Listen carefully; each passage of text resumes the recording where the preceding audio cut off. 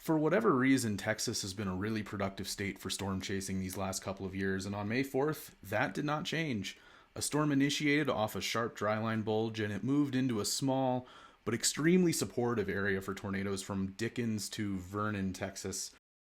Intersecting a secondary warm front, the storm was quick to begin producing tornadoes, and by the end of the evening had on its own resulted in nearly a dozen tornadoes.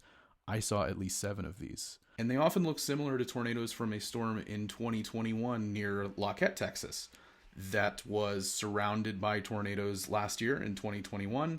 Lafayette was impacted again on May 4th by an EF3 tornado, but this video will focus mostly on several tornadoes west of Truscott, Texas, that swirled relatively harmlessly over open desert and open rangeland. Texas is so weird. Like, who the hell wants to eat a 72-ounce steak and then go to sleep? Can I convince you guys to scoochie for me, please?